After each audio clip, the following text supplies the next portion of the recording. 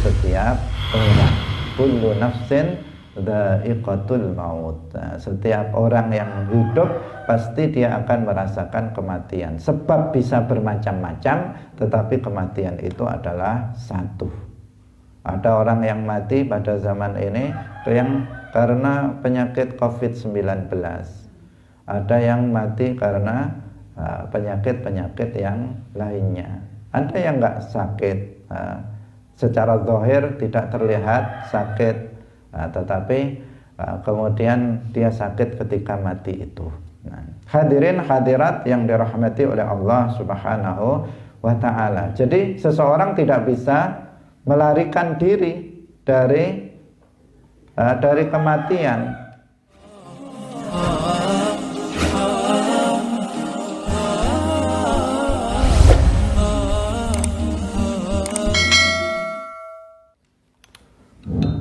Assalamualaikum warahmatullahi wabarakatuh.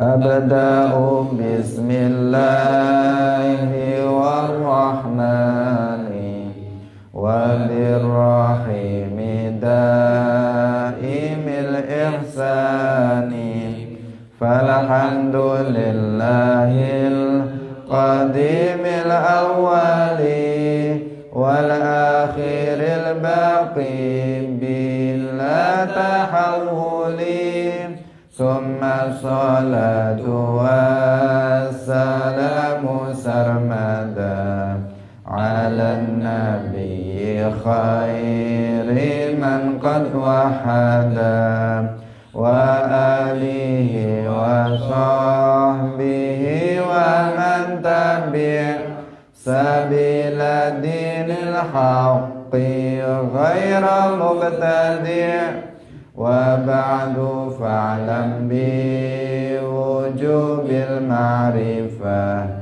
min wajibin lillahi 'ishrina sifah fallahu mawjudun qadimun baqi mukhalifun lil khalqi bil itlaqi wa qa'imun ghani wa wahidun wa hayy qadir muridun alimun bi kulli syai' sami'un lil basir wal mutakallimu lahu sifatun sab'atun tantazimu faqudratun iradatun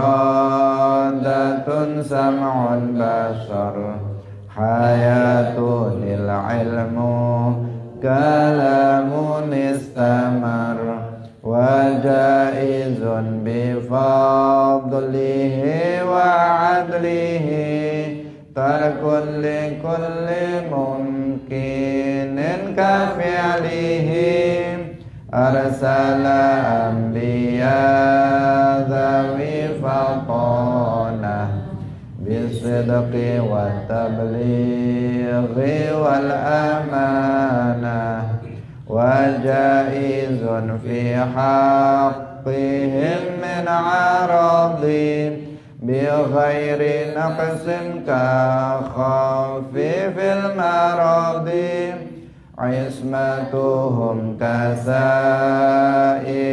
malaikah wajibatun wa fadlul malaikah wal mustahilu diddu kulli wajibi fahfat li khamsina bi hukmin wajibi tafsilu khamsatin wa ishrina lazim kulla mukallafin fahaqqiq waghtanim hum adamun idrisu nuhun huduma saleh wa ibrahimu kullun muttaba' Lutun wa Ismailu Ishaqun kadza Yaqubu Yusufun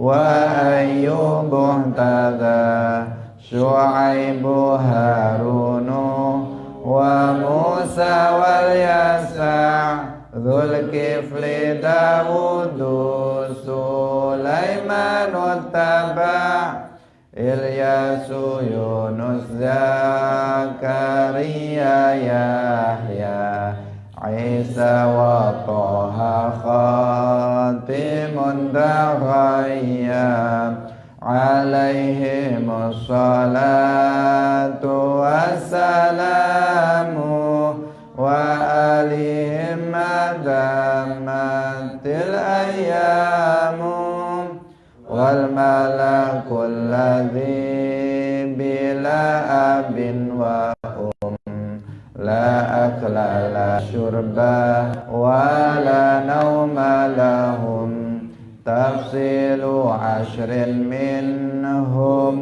Jibrilu Mikalu Israfilu Azrailu Munkar nakirun wa raqibun wa kadza Atidu malikun wa ridwanu ihtadha Arba'atun min kutubin tafsiluha Tauratu Musa bil huda tanziluha Zaburu Dawuda wa Injilun ala Isa wa Furqanun ala khairil malam wa suhuful khalili wal kalimi fiha kalamul hakamil alimi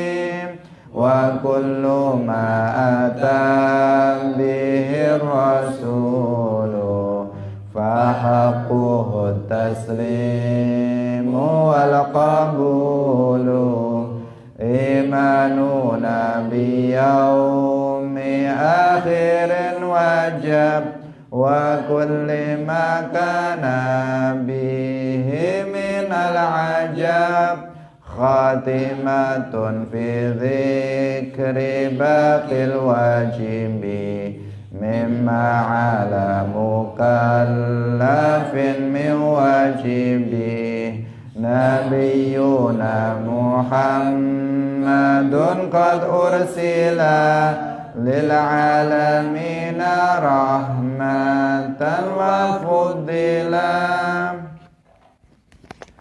Hadirin hadirat kaum muslimin muslimat rahimakumullah, pemirsa Madu TV yang berbahagia. Alhamdulillah, puji syukur marilah kita sampaikan kepada Allah Subhanahu wa taala pagi hari ini dengan nikmat-nikmatnya, dengan rahmatnya, dengan taufiknya, dengan takdirnya kita semuanya bisa bersama-sama berkumpul dalam majelis Ilmuddin, majelis pengajian kitab Aqidatul Awam. Semoga Allah Subhanahu wa taala memberikan ilmu yang bermanfaat untuk kita semuanya. Amin ya rabbal alamin.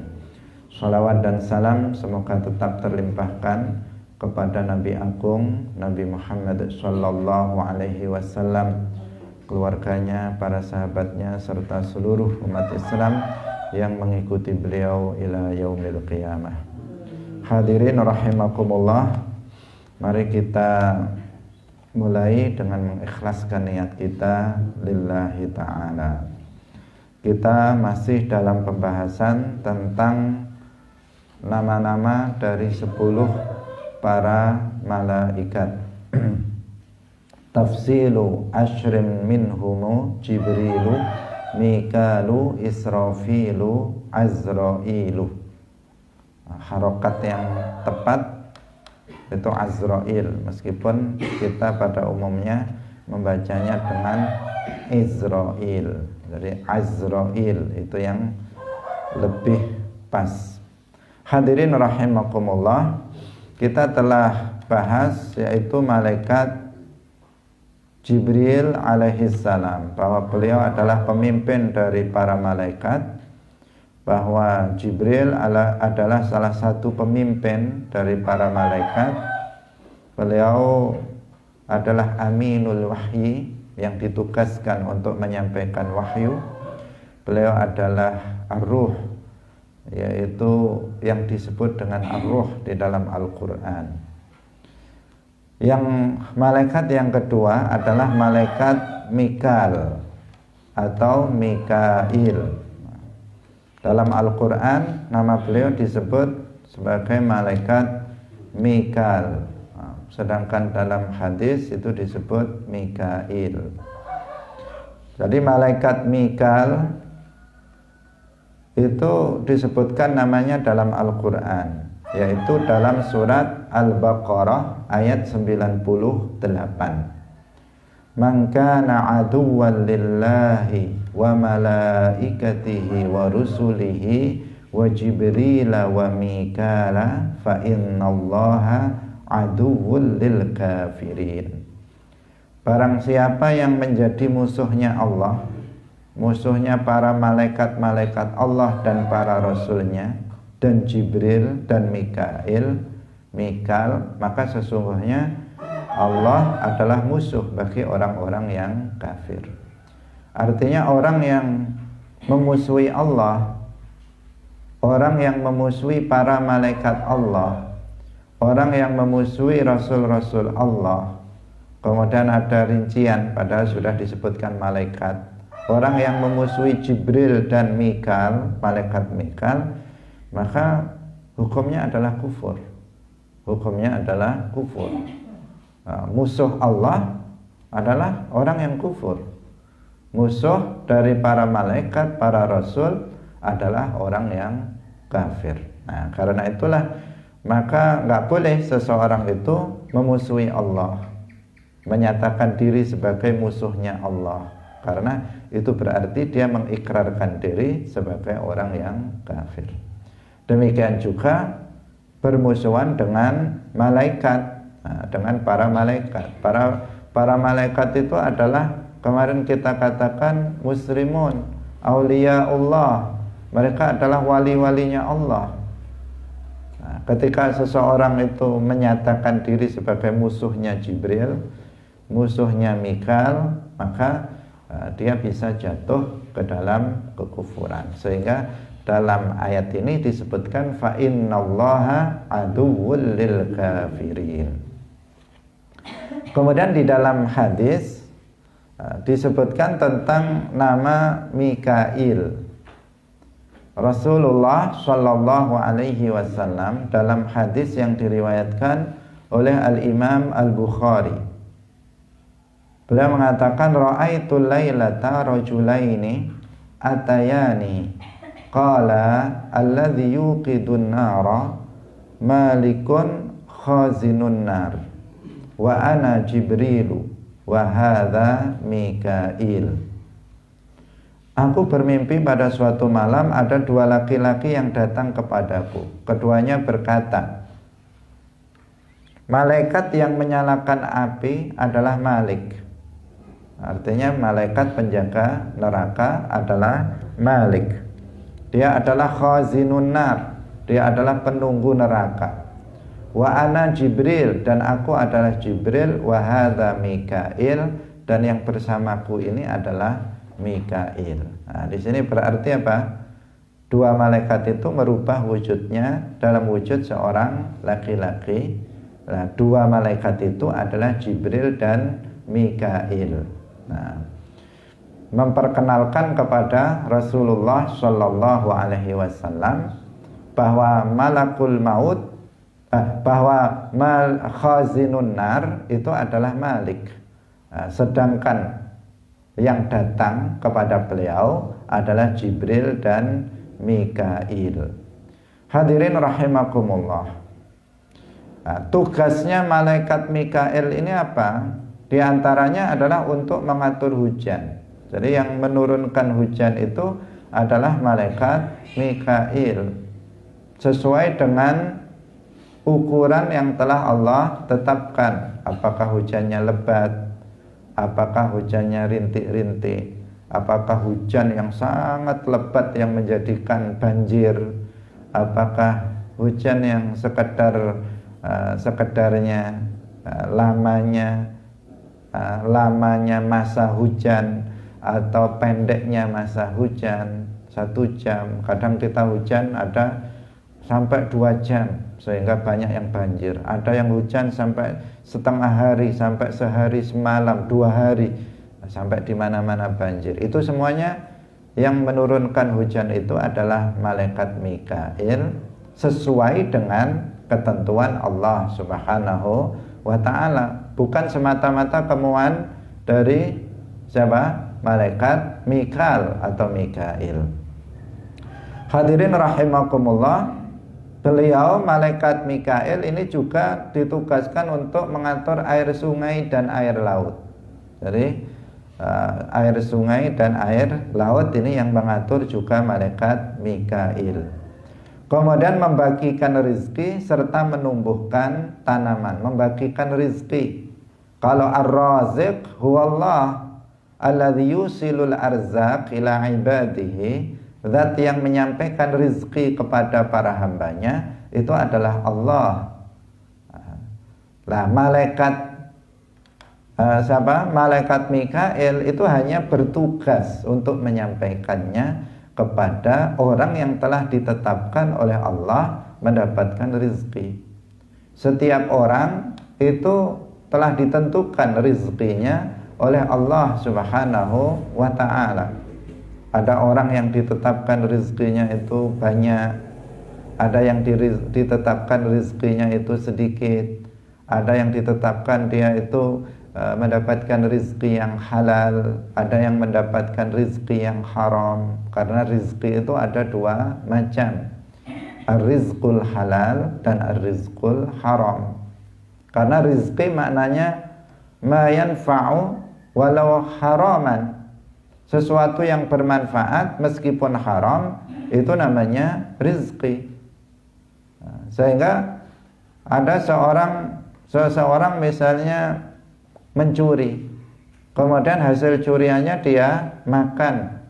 Nah, ini namanya rizki, tetapi rizki yang haram, yang hanya bermanfaat secara fisik saja, tidak bermanfaat secara makna. Karena seseorang yang memakan makanan yang haram, rizki yang haram, maka ancamannya adalah neraka. Dalam hadis disebutkan kullu lahmin nabata min haram fannaru aula bihi.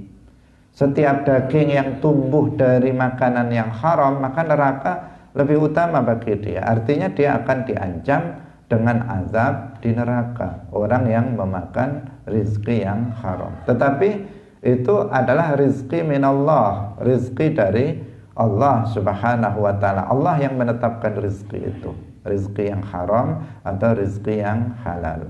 Berbeda dengan rizki yang halal.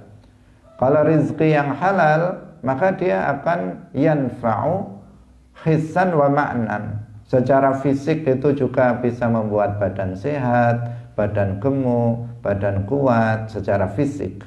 Secara maknawi, orang yang makanannya itu halal, dia juga akan menjadi ringan dalam beribadah, mudah dalam menghafal pelajaran, mudah dalam memahami pelajaran, ringan di dalam berbuat kebaikan-kebaikan. Itu namanya manfaat secara maknawi.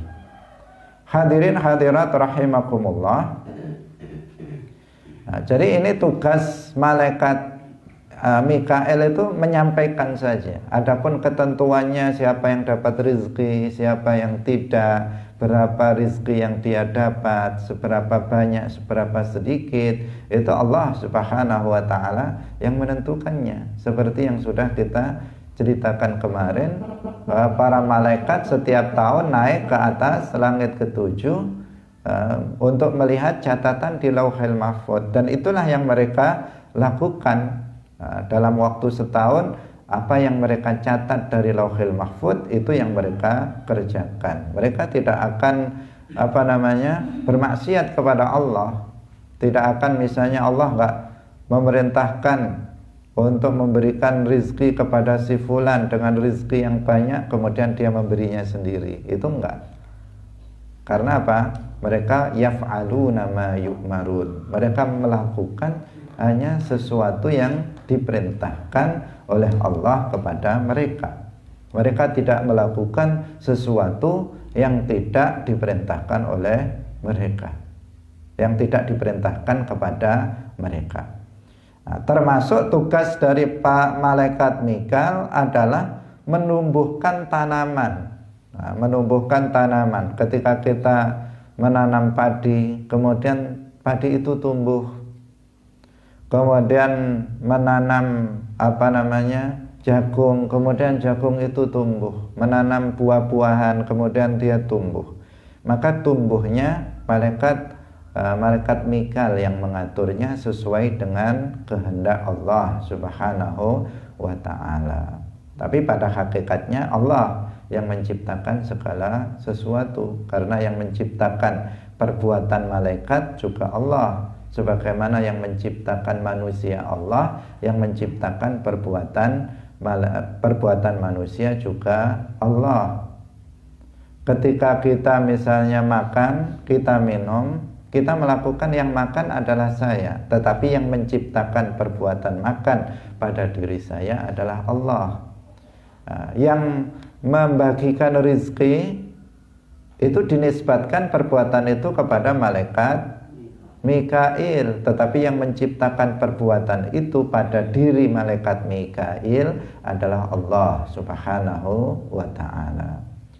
Hadirin hadirat rahimakumullah. Yang berikutnya adalah malaikat Israfil. Yang ketiga malaikat Israfil. Malaikat Israfil adalah salah satu pembesar malaikat. Nah, selain Jibril, Mikail, kemudian Israfil, ini adalah malaikat penggedenya para malaikat. Seperti yang kita sampaikan dalam pertemuan sebelumnya, bahwa para malaikat itu ada dua kelompok. Ada kelompok awamul malaikah, malaikat pada umumnya. Ada pembesar dari para malaikat. Yang derajat dari pembesar para malaikat itu derajatnya, keutamaannya setelah para nabi. Nah, baru setelah pembesar para malaikat itu baru para aulia dari kalangan manusia. Nah, ini derajatnya tinggi indallah, menurut Allah Subhanahu wa ta'ala. Nah, tugasnya apa malaikat Israfil ini? Tugasnya adalah untuk meniup sangkakala pada hari kiamat 2 kali. Jadi nanti ketika malaikat Israfil meniup sangkakalanya, sangkakala ini nanti akan mengeluarkan suara yang sangat keras sehingga semua kaget dan mati dengan tiupan sangkakala yang pertama. Nah, ketika malaikat Israfil meniupnya, maka segala yang hidup di atas bumi ini itu menjadi mati. Itu tiupan yang pertama. Disebutkan di dalam Al-Quran, malaikat Israfil ini yang dimaksud dalam ayat ini. Dalam surat Az-Zumar ayat 68. Wa nufikha fis suri fasa'iqa man fis samawati wa man fil ardi illa man syaa Allah thumma nufikha fihi ukhra fa idza hum qiyamun yanzurun. Nah, jadi 2 kali dalam ayat ini disebutkan 2 kali. Wa nufikha fis suri, dan sangkakala pun ditiup. Ditiup siapa fa'ilnya yang melakukannya? Yaitu malaikat Israfil.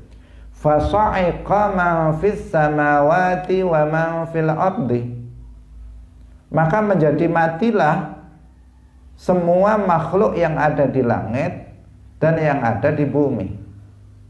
Ini juga dalil dari Ahlus Sunnah wal Jamaah. Dikatakan di sini apa? Fasa'iqa man fis samawati, man fis samawati. Yang dimaksud siapa yang di langit ini? Para malaikat, gak mungkin Allah.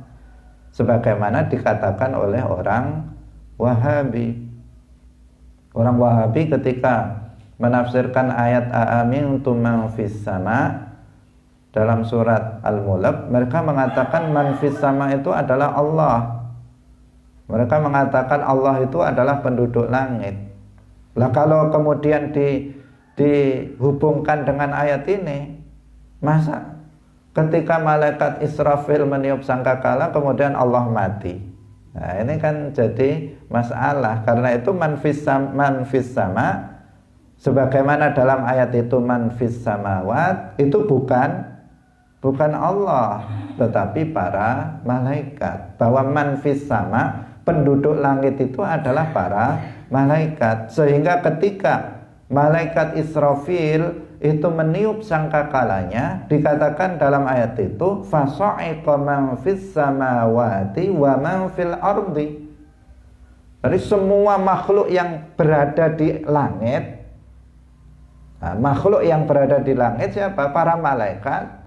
Dan juga makhluk yang berada di bumi, manusia, jin, binatang, itu semuanya mati dalam tiupan sangkakala yang pertama dari malaikat Israfil ini. Hadirin hadirat rahimakumullah. Jadi ini jelas ya, jelas.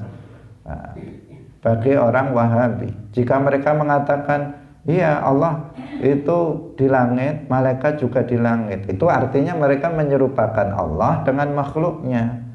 Padahal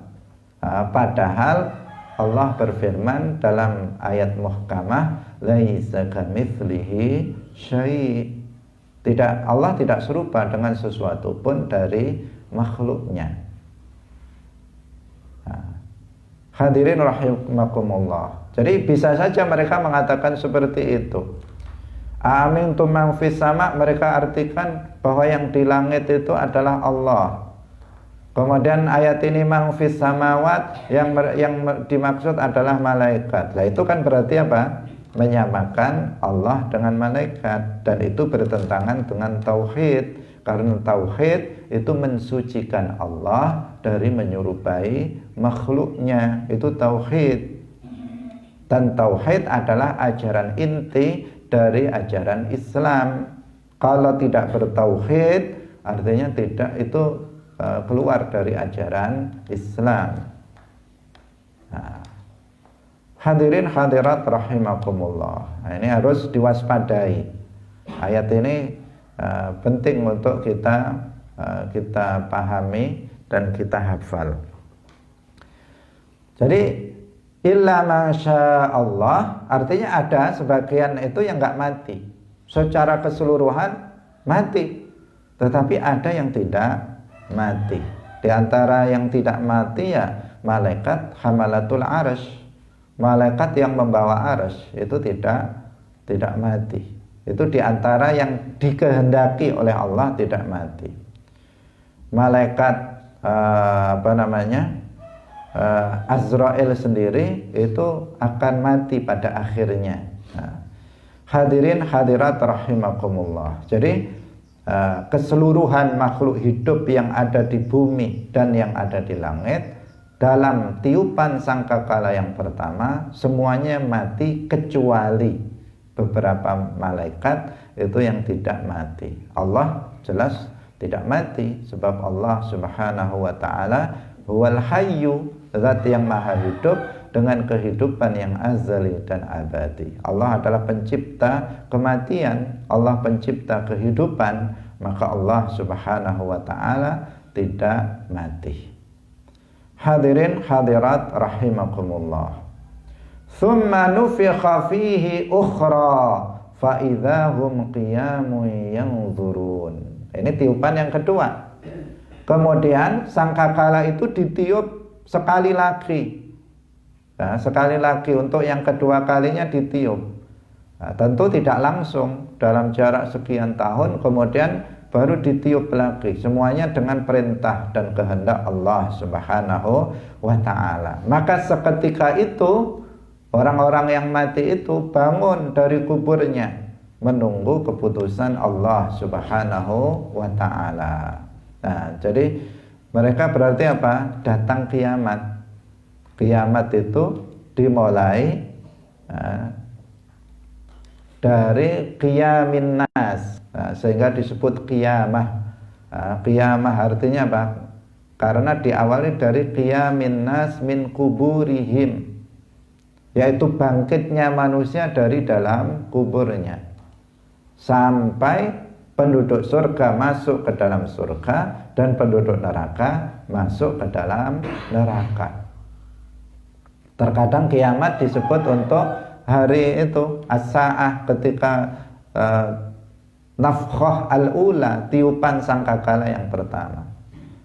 Terkadang digunakan untuk istilah bahwa kiamat itu adalah masa dari mulai bangkitnya manusia dari kuburnya, berarti dari an-nafkhah ats-tsaniyah, dari tiupan sangkakala yang kedua, sampai penduduk surga orang Islam masuk ke dalam surga dan orang-orang kafir ahlun nar masuk ke dalam neraka. Ini namanya qiyamah. Disebut qiyamah dari kata qiyam karena dimulai dari qiyamin nas minal kubur, yaitu ketika an-nafkhah ats-tsaniyah, yaitu tiupan sangkakala yang kedua oleh malaikat Israfil. Pertama kali yang akan dibangkitkan adalah Rasulullah Shallallahu Alaihi Wasallam. Kemudian orang-orang yang dimakamkan di Madinah, di Makkah, dan seterusnya. Semuanya akan dibangkitkan, kemudian semuanya akan digiring, dikumpulkan di mahsyar, dan seterusnya ke mahsyar. Di warid bahwa mahsyar itu adalah ardus Syam, dataran Syam. Semuanya digiring ke arah sana, dan seterusnya yang nanti insya Allah akan kita jelaskan tentang al-imanu biyaumil akhir, bil yaumil akhir. Akan ada penjelasannya secara agak detail. Sementara pembahasan kita adalah tentang para malaikat, yaitu malaikat Israfil. Ini tugasnya itu meniup sangkakala. Sangkakala nanti pada hari kiamat. Jadi 2 kali sangkakala ini ditiup. Tiupan pertama semua makhluk hidup yang di langit dan di bumi mati kecuali beberapa. Kemudian pada tiupan sangkakala yang kedua dihidupkan kembali. Makhluk hidup tersebut dihidupkan kembali dari kematiannya. Kita meyakini itu bahwa orang yang mati tidak mati begitu saja, tetapi nanti akan mempertanggungjawabkan amal perbuatannya, baik ketika masih di alam barzakh, di kubur, maupun nanti di akhirat setelah dibangkitkan dari kuburnya. Hadirin rahimakumullah. Yang berikutnya adalah Azrail. Azrail populer kalau di kita itu orang menyebut Israel, Israel. Tapi yang lebih pas itu Azrail, dengan fathah ainnya, Azrail. Malaikat Azrail ini termasuk juga salah satu pembesar dari para malaikat. Disebut apa? Malakul maut, malaikat kematian. Ini yang ditakuti oleh orang-orang kedatangannya. Kalau ini sudah datang kepada seseorang, maka alamat dia akan meninggalkan dunia ini. Malakul maut, yaitu Azrail. Jadi Malakul maut artinya beliau itu ditugaskan oleh Allah Subhanahu wa Ta'ala untuk mencabut nyawa. Dan beliau mencabut nyawanya nggak ngawur, sesuai dengan kehendak Allah, seperti yang sudah kita jelaskan berkali-kali. Ini untuk apa? Meyakinkan kepada kita bahwa segala sesuatu itu terjadi dengan kehendak Allah, bukan ngawur. Mana yang disukai saya cabut, yang nggak saya cabut. Mana yang saya nggak suka saya cabut duluan misalnya. ini kok orang makhluk manusia ini kok nakal, saya cabut duluan. Enggak. Terkadang yang baik-baik mati duluan terkadang. Karena enggak sebenarnya itu bukan bukan patokannya. Oh, yang baik duluan, yang tidak baik lama saja, atau yang lama dulu, yang nakal-nakal duluan, yang baik enggak dulu. Itu enggak. Semuanya tergantung dengan kehendak Allah. Mana yang diperintahkan oleh Allah untuk dicabut tahun ini, ya dicabut siapapun itu orangnya. Karena kematian akan dialami oleh semua orang, baik itu baik itu dia orang baik atau orang buruk, dia orang kuat atau orang lemah, dia pejabat atau orang biasa, semuanya pada akhirnya akan mati. Orang yang sangat kuat seperti Fir'aun misalnya, memiliki kekuasaan yang hebat, mati juga. Semuanya akan mati. Semuanya akan mati. Kalau malaikat Azrail sudah datang, nggak akan bisa seseorang menolaknya. Bahkan para nabi itu juga wafat, meskipun kemudian mereka di dalam kuburnya dihidupkan dan mereka melakukan sholat di dalam kuburnya. Hadirin hadirat rahimakumullah. Malaikat Azrail inilah yang dimaksud dalam firman Allah Subhanahu wa taala surat As-Sajdah ayat 11. Qul yatawaffakum malakul mautil ladzi wukila bikum thumma ila rabbikum turja'un. Katakanlah malaikat maut yang diserai untuk mencabut nyawamu akan mematikan kamu. Kemudian kepada Tuhanmu kalian akan dikembalikan. Surat As-Sajdah ayat 11. Jadi malaikat Azrail ini tugasnya adalah mencabut nyawa. Dan seseorang nggak bisa lari dari malaikat Azrail. Mau lari kemana saja nggak bisa, pasti akan ketemu dengan malaikat Azrail. Saya udah di rumah saja, saya takut naik pesawat nanti mati, jatuh mati. Saya takut nanti kalau naik bis ketemu malaikat Azrail mati, kecelakaan misalnya. Akhirnya nggak naik pesawat, nggak naik bis. Kemudian di rumah saja. Ternyata ada gempa bumi, rumahnya ambruk, mati. Atau dia berjalan kemudian kepleset, mati, dan seterusnya. Karena pada kenyataannya itu semuanya hanya sebab, ya. Itu semuanya hanyalah sebab. Kalau kematian sesungguhnya sesuatu yang pasti dan akan terjadi, dan itu akan terjadi. Ada seseorang di rumah saja tetapi mati karena kepleset di kamar mandi, atau misalnya karena sakit. Ada seseorang mati karena kecelakaan bis. Ada orang mati karena kecelakaan sepeda motor. Ada orang sudah hati-hati di jalan, naik sepeda motornya lirih sekali di pinggir, tiba-tiba ada orang mabuk nabrak dia. Itu semuanya kan hanya sebab. Dia nggak kebut-kebutan sebenarnya, dia pelan-pelan di pinggir sekali. Tiba-tiba ada orang mabuk lewat naik sepeda, ditubruk dia, sehingga dia mati, dan seterusnya. Itu sesuatu hal yang mudah, hanya sebagai sebab saja. Tetapi kematian sudah ditentukan untuk setiap orang. Kullu nafsin dha'iqatul maut. Setiap orang yang hidup pasti dia akan merasakan kematian. Sebab bisa bermacam-macam, tetapi kematian itu adalah satu. Ada orang yang mati pada zaman ini yang karena penyakit COVID-19. Ada yang mati karena penyakit-penyakit yang lainnya. Ada yang nggak sakit, secara zahir tidak terlihat sakit, tetapi kemudian dia sakit ketika mati itu. Hadirin hadirat yang dirahmati oleh Allah Subhanahu wa ta'ala. Jadi seseorang tidak bisa melarikan diri dari kematian. Dalam sebuah ayat disebutkan bahwa kematian yang kalian lari darinya, meskipun kalian takut dan lari darinya, maka kematian itu akan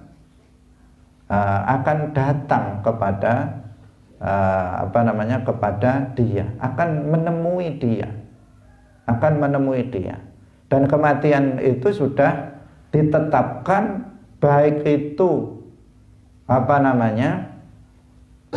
baik itu waktunya kapan, itu semuanya sudah ditetapkan dan tidak bisa dimajukan dan juga tidak bisa diundurkan. Tidak bisa dimajukan dan juga tidak bisa dimundurkan, meskipun hanya 1 detik, meskipun hanya 1 menit, tidak bisa dimajukan atau dimundurkan. Semuanya sesuai dengan ketentuan Allah Subhanahu wa ta'ala. Sehingga dikisahkan ada seseorang, dalam sebuah kisah, ada seseorang yang telah ditakdirkan oleh Allah mati di daerah sana. Detailnya saya agak lupa. Jadi seseorang ditakdirkan mati di daerah sana, tetapi sekarang kok dia masih di sini. Kemudian Kemudian ternyata ya dengan kehendak Allah, orang itu kemudian pergi ke sana dan mati di sana. Karena apa? Memang ketentuannya mati di sana. Ketika dia maka pasti sesuai dengan apa yang telah ditakdirkan oleh Allah Subhanahu wa ta'ala. Hadirin hadirat rahimakumullah. Jika ada amalan-amalan yang dikatakan itu bisa memperpanjang umur, itu bukan berarti menunda kematian, tidak. Bukan berarti menunda kematian. Seperti halnya dalam hadis disebutkan, barang siapa yang ingin umurnya dipanjangkan, maka falyasil rahimah, hendaknya dia bersilaturahim. Dia gemar untuk apa? Untuk mengunjungi kerabatnya, untuk membantu kebutuhan kerabatnya. Itu namanya silaturahim. Silaturahim bisa dilakukan dengan 2 hal, yaitu dengan apa? Dengan mengunjunginya secara berkala kerabatnya. Yang kedua yaitu dengan cara membantu kerabatnya yang membutuhkan. Itu namanya silaturahim. Dikatakan dalam hadis bahwa seseorang yang senang umurnya itu dipanjangkan, maka hendaknya dia bersilaturahim, falyasil rahimah. Nah, ini bagaimana? Ini kaitannya dengan masalah takdir mu'allaq. Bukan berarti nanti umurnya ditunda, tidak. Tetapi itu adalah sebab dari umur seseorang itu dipanjangkan oleh Allah. Tapi bukan berarti dipanjangkan di sini aslinya pendek kemudian menjadi panjang. Tetapi memang ketetapan Allah adalah seperti itu. Jadi ini namanya takdir mu'allaq. Dalam Lauhul Mahfuz yang dikutip oleh para malaikat, seperti yang sudah kita jelaskan sebelumnya, di situ ada 2 opsi. Ada 2 opsi. Apabila si A itu bersilaturahim, maka dia tidak menjadi korban mati dalam kecelakaan itu. Jika si A itu tidak silaturahim, maka dia adalah salah satu korban mati dalam kecelakaan tersebut. Misalnya terjadi dalam kecelakaan, kemudian yang lain semua mati, dia hidup sendiri. Itu penyebabnya adalah karena dia silaturahim. Tapi Allah itu sudah menetapkan, tapi tidak diberitahukan kepada malaikat apakah dia silaturahim atau tidak, dia umurnya matinya kapan. Itu sudah ditetapkan oleh Allah, hanya tidak disebutkan dalam catatan yang dibawa oleh malaikat ini, yang dinukil dari Lauhul Mahfuz. Sehingga malaikat ini menunggu silaturahim apa enggak. Kalau dia silaturahim, maka berarti dia waktu kecelakaan itu dia enggak mencabutnya untuk dia. Kalau dia enggak silaturahim, berarti dia mencabutnya. Malaikat menunggu itu, tapi Allah sudah menetapkan apakah dia silaturahim apa enggak, dia mati apa enggak, sudah ditetapkan oleh Allah. Jadi mu'alaknya itu bagi malaikat. Malaikat yang menunggu, bukan Allah menunggu. Bukan Allah menunggu nanti silaturahim apa enggak ya, bukan begitu. Karena Allah yang menciptakan dia silaturahim atau tidak. Semuanya sudah ditetapkan oleh Allah. Hadirin hadirat rahimakumullah. Jadi banyak beberapa amalan yang dikatakan itu bisa menjadi penyebab seseorang itu umurnya menjadi panjang. Panjang yang sebenarnya sebagian orang mengatakan itu dari sisi keberkahannya. Sebagian ulama mengatakan seperti itu. Hadirin hadirat yang dirahmati oleh Allah Subhanahu wa ta'ala. Nah, tetapi pada akhirnya tidak ada satupun yang bisa menghindari malaikat Azrail. Kemudian yang berikutnya yang di sini perlu diwaspadai, ada sesuatu yang perlu diwaspadai, yaitu kelompok Wahabi yang mengingkari bahwa nama malaikatul maut adalah Azrail. Karena apa? Di sini meskipun nggak disebutkan dalam Al-Quran itu disebutkan hanya malakul maut. Seperti yang tadi kita sebutkan, qul yatawaffakum malakul mautil ladzi wukila bikum thumma ila rabbikum turja'un. Jadi ini dalam ayat ini disebut malakul maut. Tidak ada penyebutan Azrail. Dalam hadis juga tidak. Karena itulah orang Wahabi nggak mau menyebut malakul maut itu Azrail. Salah satu ciri khas orang Wahabi itu, kalau nggak ada dalam Al-Quran, nggak ada dalam hadis, mereka nggak mau. Tapi kadang ada juga dalam Al-Quran dan hadis, mereka juga nggak mau karena nggak sesuai dengan keinginan mereka. Tetapi yang digembar-gemborkan oleh mereka, kalau nggak ada nasnya dalam Al-Quran dan hadis, mereka tidak mau. Itu yang digembar-gemborkan. Artinya hanya dibuat kedok, hanya dibuat kedok saja oleh mereka. Bahwa mereka kalau nggak hadis sahih nggak mau. Itu hanya gembar-gembor saja. Padahal hadis sahih pun mereka nggak mau kalau nggak sesuai dengan hawa nafsu mereka. Hadis dhaif pun akan disahihkan apabila sesuai dengan kehendak, sesuai dengan hawa nafsu mereka. Itu hanya hanya gembar-gembor di lisan saja, mengatakan Quran, hadis, hanya gembar-gembar saja. Karena yang sesungguhnya yang ajarannya sesuai dengan Al-Quran dan hadis itu adalah kita Ahlus Sunnah wal Jamaah, kelompok yang mengikuti Rasulullah dan para sahabatnya, kelompok mayoritas umat Islam Asy'ariyah Maturidiyah yang jelas dasarnya Al-Quran dan hadis.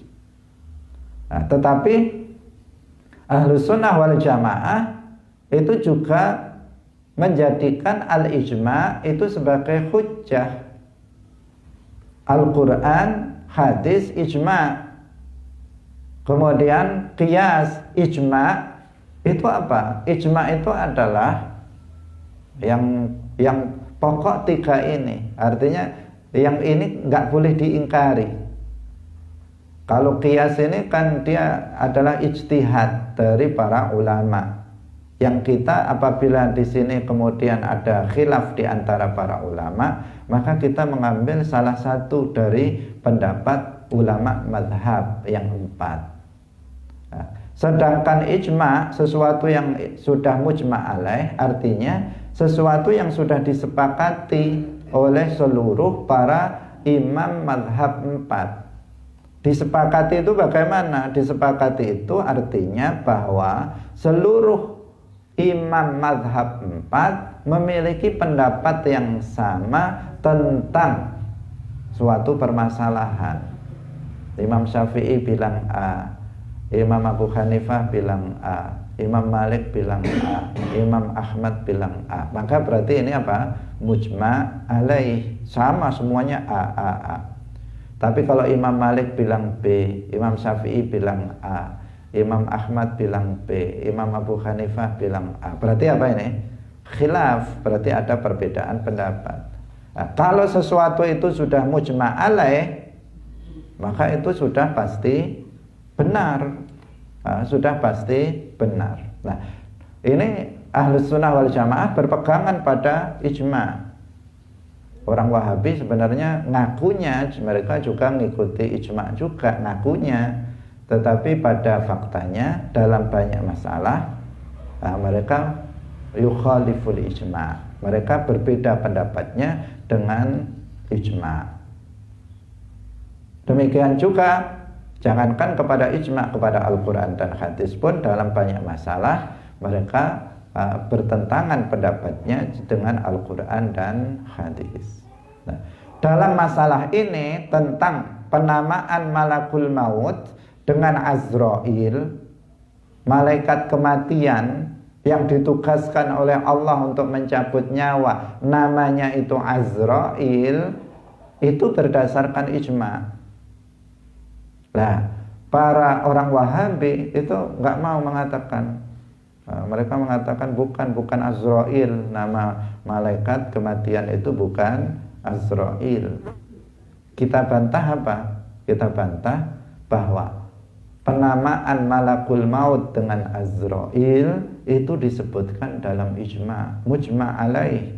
Semua ulama mujtahid sepakat bahwa nama dari malakul maut adalah Azrail. Nah, ini salah satu penyimpangan dari kelompok Wahabi. Karena seseorang yang akidahnya itu yukhaliful ijma', maka dipastikan bahwa pendapat tersebut adalah pendapat yang salah dan menyimpang. Ya. Hadirin hadirat rahimakumullah, demikian pengajian kita pada pagi hari ini tentang mengenal sebagian para malaikat, meskipun tidak detail karena memang kita sesuai dengan apa yang dijelaskan dalam Al-Quran maupun hadis dan oleh para ulama dijelaskan. Nah, dan tidak banyak yang mengkisahkan tentang hal itu, berbeda dengan kisah-kisah dari para nabi. Sekedar itu karena malaikat tidak punya sejarah hidupnya ketika kecil, ketika dewasa, itu kan nggak ada yang seperti itu. Ya, sehingga kita terangkan secara singkat sesuai yang dijelaskan oleh para ulama. Semoga bermanfaat. Barakallahu fikum, wallahul muwaffiq ila aqwamit thoriq. Wassalamualaikum warahmatullahi wabarakatuh.